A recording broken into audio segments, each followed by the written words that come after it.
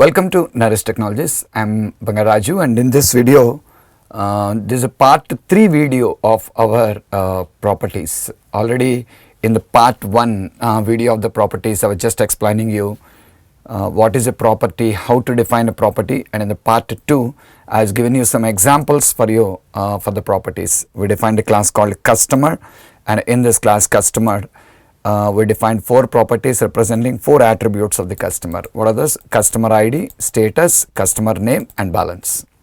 Well, today we'll define some more attributes for this particular customer. Okay, so I want to define 3 more attributes here. What are the 3 more? 1, city, state, country.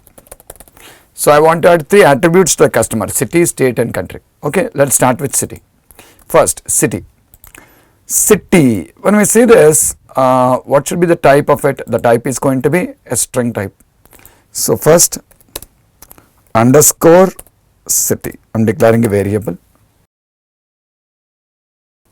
comma, string city,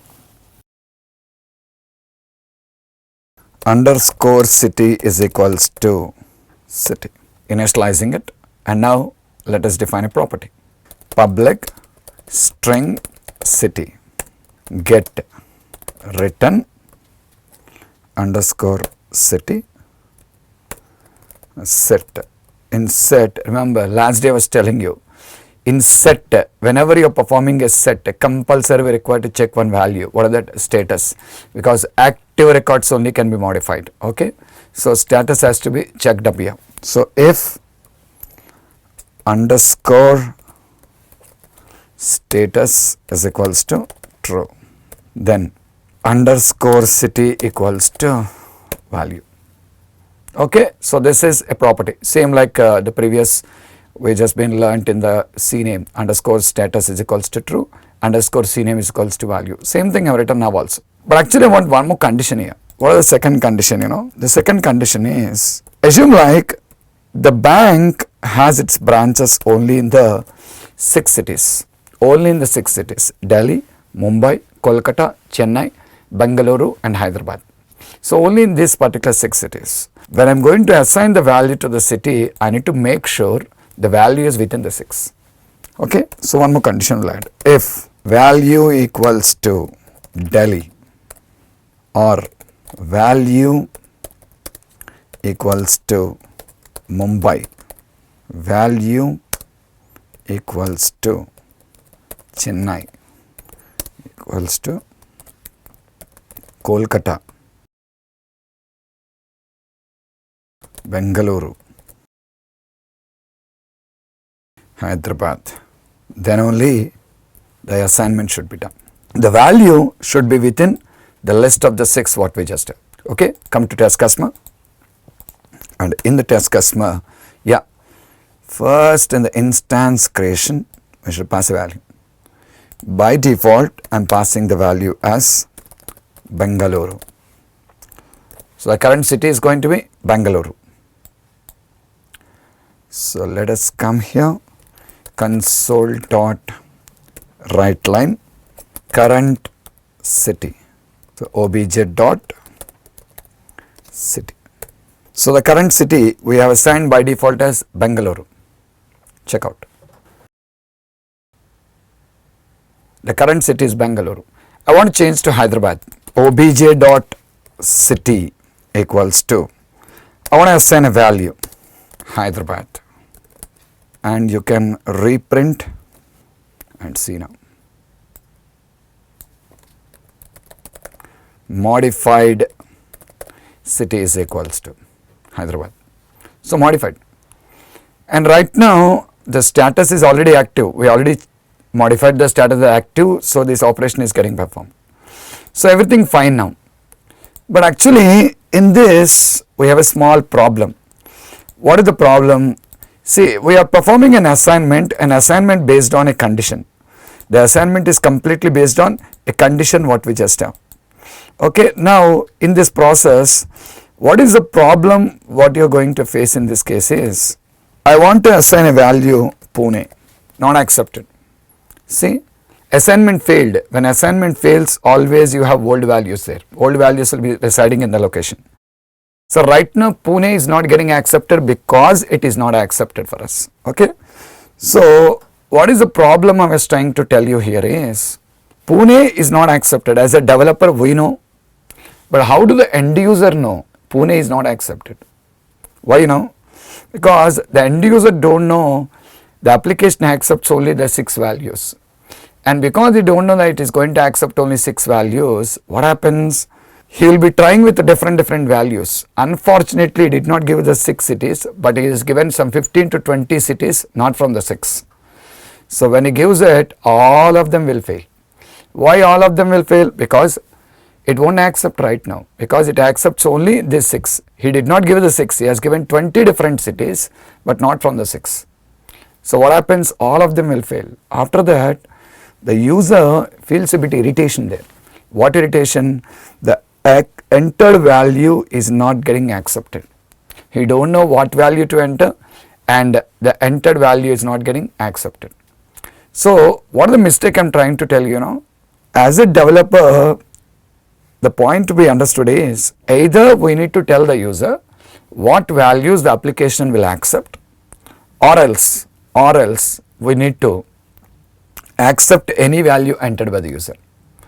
Option number 1 is tell him what values are accepted so that user can enter a value from the list. Second option is accept any value is entered, but we have a restriction, only 6 are entered, only 6 are accepted. If only 6 are accepted, it will be always better to tell him what values are accepted. If you don't tell that, the end user cannot understand. See, suppose you just went to have some food in a restaurant and you're given with a menu over there, and when you look into the menu, there are so many items in the menu. We start choosing from that. We selected something and the bearer was telling not available. So like this, there are 100 items in the menu, but whenever you are selecting an item, he was telling not available. Till now you asked for 10 to 20 items and all are not available. In that situation, what we feel like, if we are sitting there, how do we feel? We feel like, Ray, what is this person not getting me what I want? Is not getting me what I want, everything not available.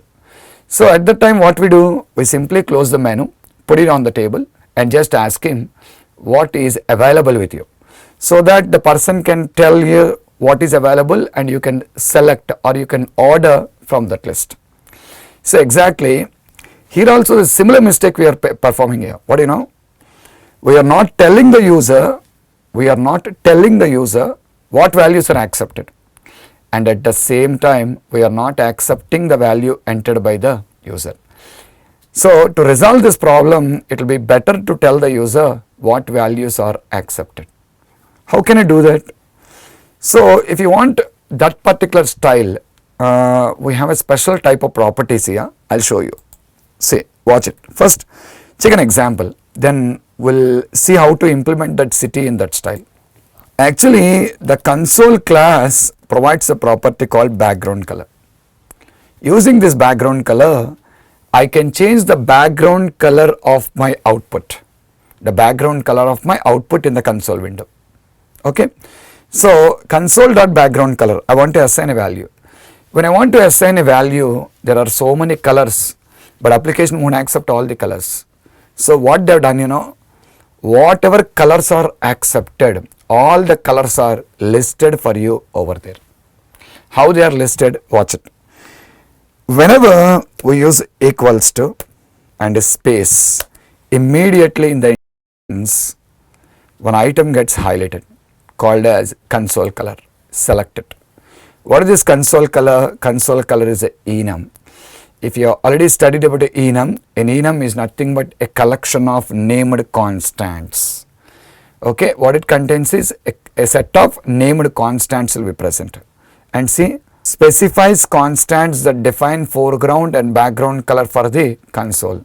You select it and you say dot here, it will show you the list of colors. It's a collection of constants and all the constants are shown for you. You can choose a color from the list. See how beautifully the property is designed. Because every color entered is not accepted, it was listing you the colors what it supports. So it becomes easy for a user to simply select a color. See, I'm a user, I'm selecting my color blue, and you watch it in my output, the color will change, background color. See there, you can see current city, modified city, background color was modified. Why? Because I set the background color. So the point is not about changing the background color here, but see how beautiful the property was designed. It was listing you the values and you are selecting a value from the list. So exactly, if my city property is also in the same style, means just like a enum here, console color, if I have an enum called cities, and that enum is going to show the list of colors, and I can choose a color from that, that will be a beautiful option. So that is what exactly I am expecting in this case. So let us define a property same like the background color property, means I want the city property to be like a background color property. How is it possible? First, we need to define this enum. See here, there is an enum called console color. Exactly in the same way, we need to define an enum with all the cities that are supported. But how to define an enum? This is the syntax to define an enum. Modifiers, enum, name of the enum, and list of named constants. This is how we define enum. So right now we saw one enum there. What is the enum name? Console color. How is it defined? Public enum console color. This is predefined here. We are not defining it. This is predefined. I am only trying to tell you how is it predefined. How is it defined? Okay. Black, blue, cyan is how it is defined. A collection of named constant values. This is what enum is. Same like this, in my project, I want to define an enum called as cities. A enum called as cities with all the cities I want now. And the cities what I want is Delhi, Mumbai, Chennai, Kolkata, Bangalore, Hyderabad. Like this, I was defining all the cities in the enum now. This is an enum. And remember, a enum is a user-defined type. What is a class? A user-defined type. Structure, user-defined type. Same way, enum is also a user-defined type coming under a value type category. Structure, value type, enum, value type, class, reference type. So enum is a type now. It is a type and it is just going to be a value type. Okay. Now, if you just understand here, after defining a enum, if a question raises what is cities means the answer should be it's a new type. It's a new type, user defined type. See, int is there, that is int 32, and do remember int 32 is a structure. How is it defined? Public struct int 32, and you take a string, and string is a predefined, that is a class, public sealed class string. See, right now is someone asking a question like what is string? What is a string? Is a type. What is int 32? Int 32 is a type. Same way city is also a type. So don't say it is an enum. What do you say? It is a type. It's a new type, and the type comes under the category enum. Int 32 is a type coming under the category structure. String is a type coming under the category class. Same way, cities is also a type, user defined type, and that comes under the category enum. Okay. How do we use this? How are we using int 32? How are we using string? It is the same process how we are using the cities also. See, how do we use a string? String s. How do we use int? Int I. But don't forget, the string is nothing but the string class here, the int is nothing but the int 32 here. Same as that, how do we use cities? Cities, all are same. all are going to be one and the same in this particular case. So where S is a copy of type string, I is a copy of type int, and C is a copy of type cities. Okay, and now listen, in your code, in your customer class, just like you're defining an int variable, string variable, bool variable, double variable and defining properties, we can declare a cities variable and define a property now. How is it possible? See, cities underscore city is equals to, I want to assign a value now. What value? A value like Bangalore. Okay. How to assign? Cities dot Bangalore. Why? This particular property should be assigned with a value of type cities only. So what I should say? Cities dot Bangalore. So this is how the assignment should be done. And now we can define a property. How to define the property now? Public. See, the type is cities. Property name city. And now get return underscore city. Set underscore city is equals to value. That's it. Only difference is these are all predefined types, but this is a user defined type. So let us just put it into our code. Okay, first define a enum. Define a enum in your project. How to define? Open the add new item window, and in the add new item window we'll find an option called as code file. Code file. What is the code file? It's a blank .cs file. You can write anything in it. You can define a class in it, structure in it, interface in it, enum in it, anything can be defined. A .cs file, blank .cs file. So you can see that .cs file. Give a name, cities. Blank file will come. Write your logic using system namespace. What's the namespace? The namespace is your project name. The project name is properties project. Write the same thing. Case sensitive, be careful. Exactly right in the same case. Properties project. So define the enum here. So this is my enum, and this enum is a new data type. Okay, let's come to customer now. And remember, already city is there, but of type string. First delete that. We'll redefine. Okay, we'll define everything about the city. I'm deleting off now because first we planned it as a string property and defined it. So deleting all the things now. Fine, everything deleted. Come on, let us define the property right now. See, here we are declaring 4 variables of 4 predefined types. What are those? Int, bool, string, double. Same way now, cities is a new type. Int is a structure, bool is a structure, string is a class, double is a structure, cities is a enum. All are same. Some are predefined, some are user defined, but everything is a type. Underscore city. Next, come to the constructor. Cities, city, underscore city is equals to city. Now let us define the property. Public cities city get return underscore city. And same way set, but don't forget, set requires a condition. What condition? If underscore status equals to true, then underscore city equals to value. Underscore city is equals to value. And if you notice it, right now values of type cities. What is the advantage of defining the property like this is, I don't require to check with all the conditions now. See, what is it? Earlier, how did we write? If value is equals to Delhi, or value is Chennai, or value is equals to Mumbai. Now no need to write. Now come to test customer. Okay, first go to the top.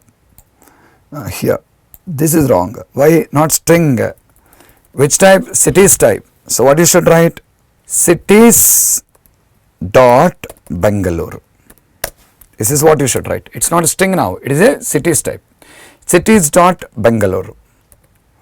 First, print the current city value. Bangalore. Now I want to change it. See, this is what I am telling you. When you are changing this, obj.city is equals to, when you say is equals to, immediately the enum was highlighted for you here. Cities. Select it and write dot. When you say dot, automatically all the list of cities will be shown for you here. So what you can do is you can choose the value what you want in the list. Okay. Right now they are indexed. They are indexed in the order how they are stored inside the enum. Delhi is the first value. And second value is Mumbai. Yes. Third value is Chennai. And fourth value is Kolkata. Fifth value is Bangalore. And sixth value is Hyderabad. Okay. But just select the appropriate city. Bangalore. Sorry. Already it is Bangalore. I want to change it as Hyderabad. Hyderabad. So what is the advantage? The advantage is user doesn't have a confusion now. When the user says dot, list is coming now, user can select from the list. It becomes easy for the user to simply go for selecting the values from the list. Okay. And second thing, see, I am trying to assign a value now. Not accepted. Why not accepted? Because the property is of type cities and the value being assigned is string. Cannot implicitly convert a string to cities type. That is error. So whenever you are assigning, the value you are trying to assign should be of which type? Cities type only. How to assign cities type value? Cities dot the value. So this is the speciality of this particular property, a property associated with an enum. Okay. So our cities property is done now. Next, state. State, I don't want any specialities here for the time being. A string property, read write property. Because a string property here only I am adding you. Underscore state. String state. Underscore state equals to state. Come here, define a property. Public string state get return underscore state and set if underscore status is equals to true, then underscore state equals to value. Underscore state is equals to value. Okay. Well, so we just tried to assign the things over there. And right now come to test customer. First go to comma. Because I just assigned the city as Bengaluru, I want to just take it as Karnataka.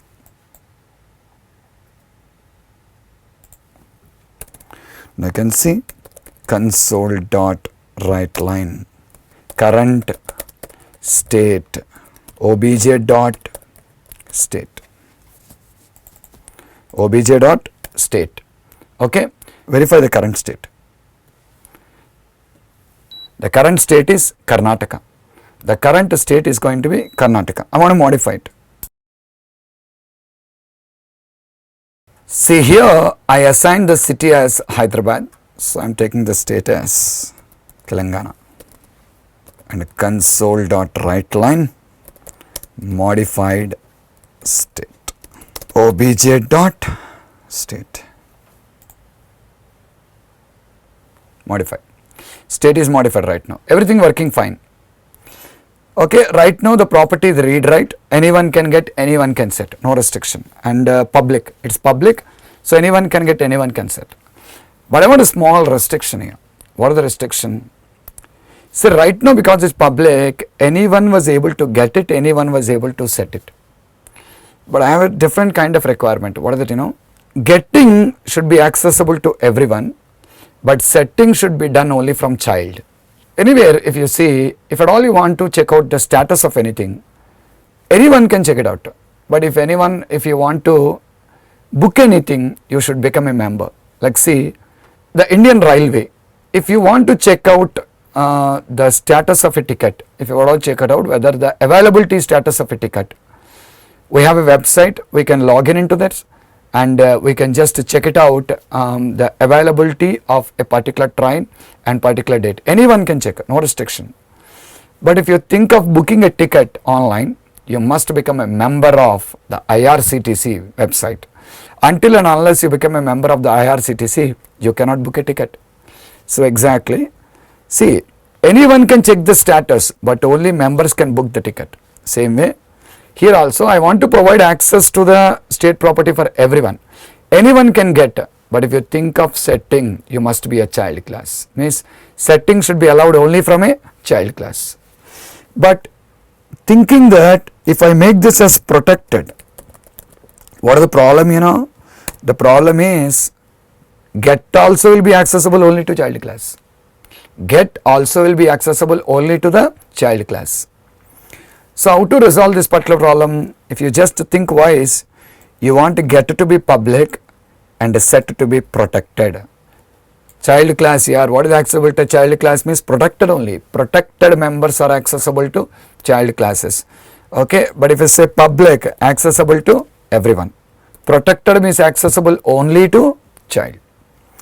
Earlier, when we have this particular type of requirements, we used to define two separate properties like this. How?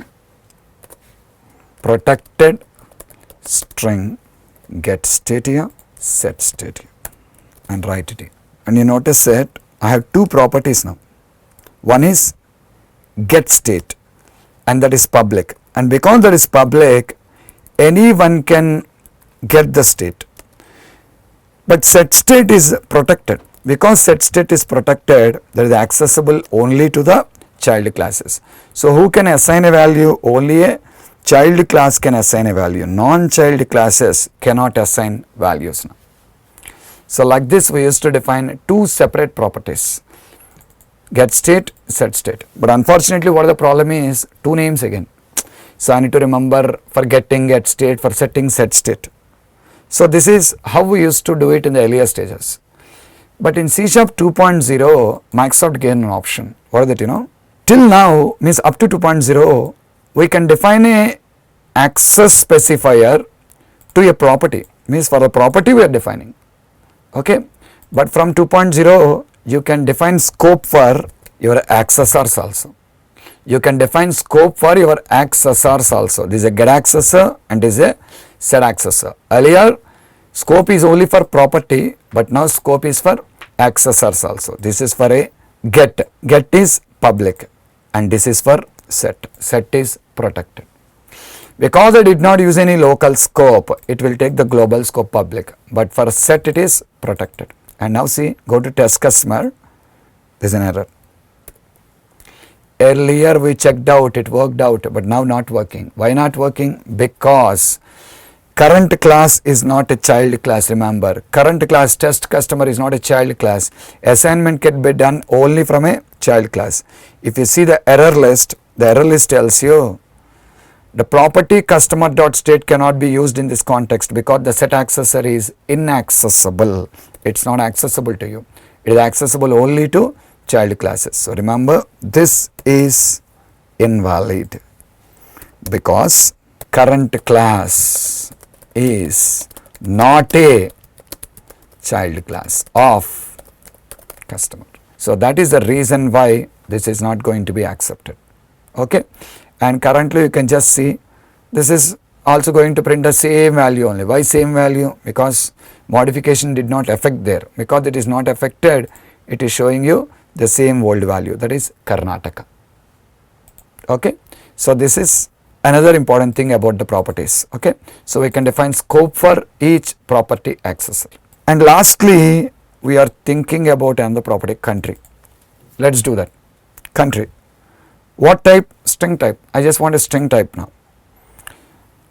Till now, to define a property, what are we doing? First we are declaring a variable, and after declaring a variable we are passing a parameter and we are initializing the variable, and afterwards we are defining the property. Can't I define a property? Can't I define a property without declaring a variable? So when we just discuss it like this, the answer will be no. Why? Because as per the discussion in the first video, what said?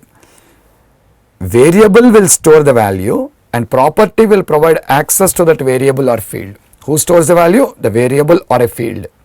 Okay, and property will only give access to the value. But in C# 3.0, Microsoft introduced a new concept. What is that? Auto implemented or automatic property.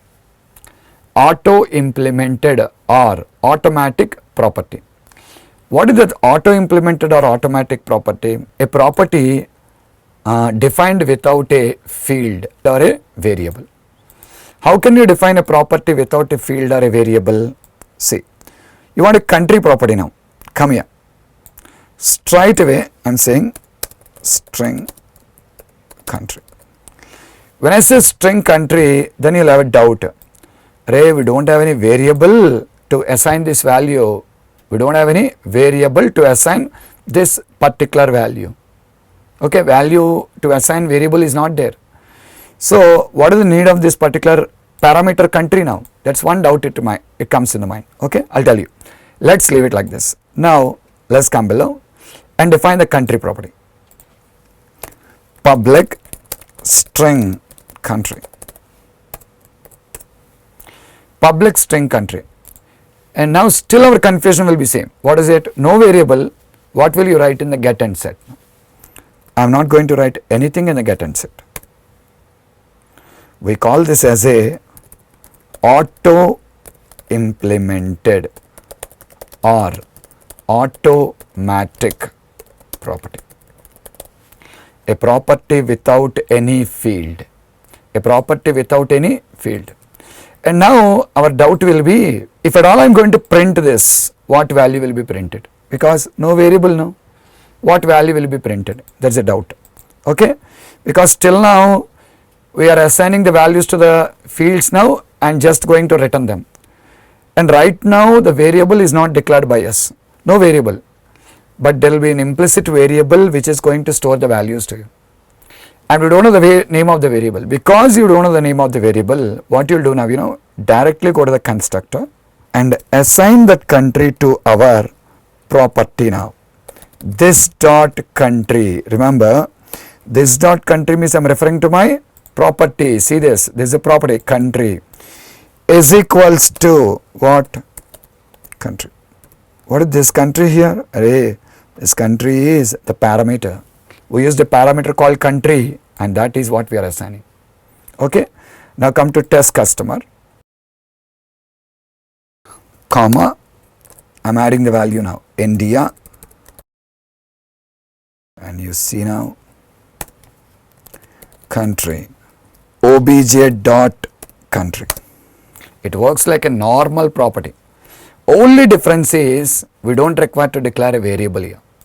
We don't require to declare a variable or a field. Straight away we define a property. A variable is implicitly declared and that variable will be present inside of that particular property. We don't know the name. So that's why in place of the variable we are directly going to use the property only there. That is here in the constructor. See, for all this we assigned values to variables or fields, but here I assigned value to property itself. So this is called as a automatic or auto implemented properties. Actually, automatic or auto implemented properties are introduced in C# 3.0. But when they are introduced, there is a restriction. What is the restriction? It is mandatory for an automatic property to define both get and set blocks. If I delete this set, I will get an error. Not now. The reason is I am using C# 6.0, 4.6 framework. I am working with 4.6, so I don't get an error. If you have Visual Studio 2013, try the same, you will get an error. Why you get an error? Because there is a restriction there. What is the restriction? Compulsory there should be a get and set accessor. You must define both get and set. You cannot define only get or you cannot define only set. But that particular restriction was removed in C# 6.0. You can define only get or you can define only set. That is your choice. No restrictions here. So right now this is having only get but no set, means is a read only property. This is a read-only property. But earlier compulsory it should be a read-write property, but now it is a purely read-only property. So this is one modification they have done. Second, this value India is fixed right now, will not change. Why? I am developing an application for a particular company in my country, and this country is not going to be changed. If you feel that this country will not be changed, if it is guaranteed this country will not change, okay, see, no need to take a parameter here. This is a fixed value. Think like it is a fixed value, just like constant. Okay, no need to initialize it here. What can you do? At the time of declaration, straight away you can assign the value. Straight away you can assign the value.